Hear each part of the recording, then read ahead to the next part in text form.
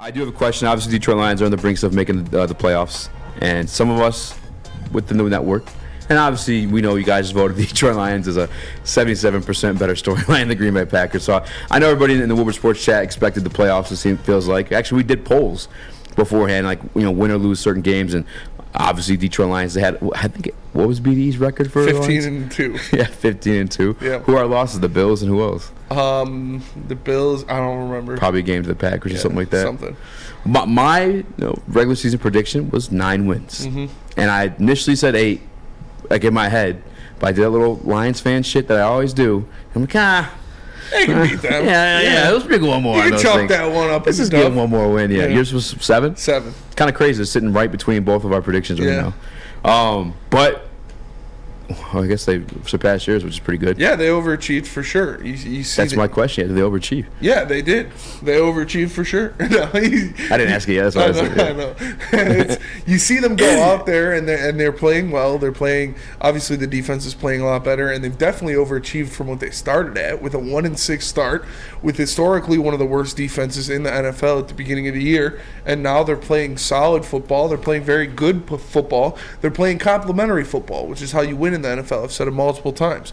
Not turning the ball over, forcing turnovers, and not penalizing yourself for how you win games in the NFL. And that's what the Lions have been doing for a majority of this stretch. For a 9-game stretch, you take out the Carolina game, and they've all been fantastic performances by the Lions and the defense. So they've definitely overachieved. I think all of the rookies have overachieved to a certain extent. And I'm very excited with how the Lions performed. I'm very excited with the situation they're in, to where they're fighting for a playoff berth. Obviously, they need a little help to get in there. But if you told me that in the last week of the season the Lions had a chance to make the playoffs, I'd tell you that that's one hell of a season, and they overperformed by a lot. It's funny, too, because I was just thinking in my head, too. The question is, did the Detroit Lions overachieve this year, or did they meet expectations? And I know, as we did the polls, the BDE chat had the Detroit Lions going 15-2. I'm sure everyone would still say they'd overachieve, even though they expected a 15-2 season out of them. But I agree. I'm right along with you. Although, my record prediction was those 9 wins. They overachieved if you look at the way the season actually played out, in terms of starting out that 1-6 record, overcoming that to now battling in for playoff teams. They beat playoff teams. They beat teams above 500. That's uncharacteristic of a Detroit Lions team. As a matter of fact, this is going to be a segment for tomorrow. Maybe we'll mix it in a little bit today. But I was questioning, could this version of the Detroit Lions, 2022 Detroit Lions, beat the 2014 team or the 2011 team? Like a team that technically had better record, but didn't beat anybody above 500. Yeah. The 2014 team, I guess, most memorable. We went on that little skid once we started playing the Cowboys, Packers. Teams are actually going to be in the playoffs. We were just beating up on bad teams the entire season. Yeah. And they snuck into the playoffs. Then we got beat up by the Seahawks. Actually, real quick, who do you think would win that? The 2014 team. 2014 team or when this was team? What was the time we got into the? Was that 2016? 2016 when they lost to the Saints. I'm talking about when they lost to the Seahawks. The last, most recent one. Yeah. Yeah. Because that's the time they were on that. They won 10 wins that game. Yeah. I think this team would, honestly. I think so, too. I think this team would win. I think this Lions team would win. I think they're more complete. I think they're playing harder. They're playing for Dan Campbell and for each other. They're younger, obviously. They're hungrier. And Ben Johnson is a wizard. You're a wizard, Johnson. The Lions of former years didn't have that kind of weapon to where you can scheme up different things and provide defensive coordinators with looks that they haven't seen before, with looks that they have to worry about, looks that they have to adjust for. Obviously, it'd be hard to go up against Calvin Johnson. Yeah. He'd probably go, but that would probably be a Lions game of the past where Calvin Johnson goes for 215 yards and 2 touchdowns, and they still end up losing that game.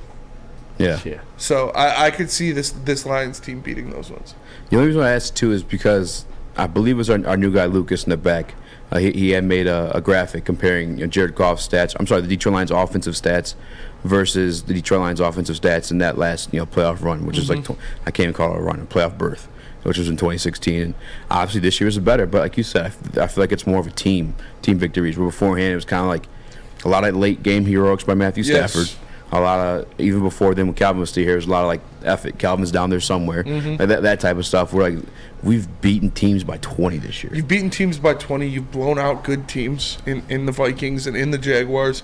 You've obviously lost to some bad teams, but even when they weren't playing their best, when they had a terrible defense, they were a score away from beating the NFC favorite in the Philadelphia Eagles. Yeah. They were a score away from sweeping the Vikings, who are the NFC North champions. They were a score away from beating the Seahawks, who is a team that's looking to make the playoffs. Yeah, Bills. So the Bills, they're a score away from well, I was saying before they were playing well.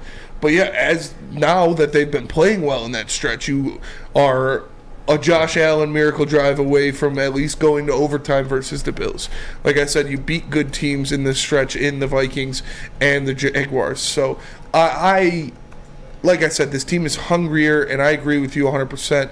It's more of a team effort when they win. You're seeing the defense and the offense and the special teams all clicking, all making plays, all causing the defense causing turnovers, the offense going methodically down the field and scoring and getting points and answering when the defense falls. Exactly. The offense gets back down the field and answers. It's not something like you said, beating team. Yeah, it's just Matt Stafford and Calvin Johnson's superhero ball. Yeah. It's an entire team. It's a balanced attack, and that's hard to play against.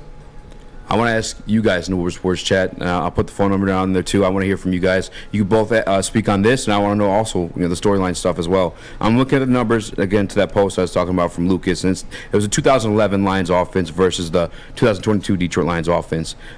Detroit, who do you think averaged more points off the top of your head, 2011 or 2022? 22. 2011 actually averaged 2 more points, 29 points a game. 29 points per game? Yeah. No way. Who do you think had more touchdowns? 22 this year. 2011. I mean, that's kind of... that makes sense. Yeah, I thought you asked me, so I thought it was going to be different. Very fair. I mean, this is strictly the offense. All right, who do you think had more yards? 2011 or 2022? 2022. No.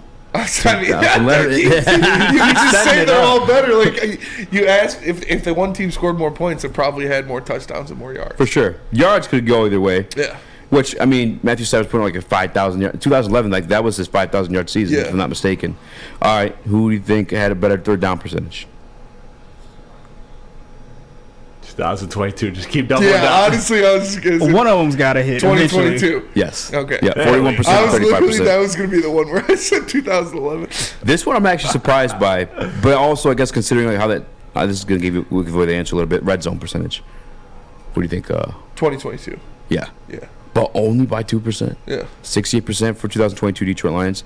66% for the red zone touchdown percentage. Yeah. Or red zone touchdown percentage. Yeah, it just says red zone percentage. So I'm just, whatever converted to actual yeah. points. Assuming touchdowns, right? Yeah. But like, I guess again, it makes sense when you think about like Calvin was just back there. Just toss it up. Dude, that was that was awesome. To and see that's that when year. when they Calvin was had insane. Calvin and Stafford. Whenever it was like 3rd and long or like 3rd and 12, I was never like, all right, they're just gonna run it here and turn the ball over. I was like, they have a pretty damn good chance of getting this every time. Because when you have Calvin Johnson and a guy with an arm like Matthew Stafford, like a 15-yard pass is like a 4-yard pass in a regular offense. I'll never forget. It was my very first year ever playing fantasy football, and obviously I was younger back then, so I was more of like a. I want Calvin. Yeah. Drafted Calvin. I had Jamal Charles. And Jamal Charles went crazy. Yeah, and I worked at Carter Lumber. It's like all my dad's like work friends. Well, he fixed the truck, so he didn't like work at Carter Lumber or whatever. But they're always like rugged, like old dudes. Like, oh, it's your first year. Like, treat me like a punk or whatever. And whooped their ass because of Calvin. I won the whole entire league. Calvin went crazy. Calvin went stupid. It was like 6 games straight at 2 touchdowns. Yeah.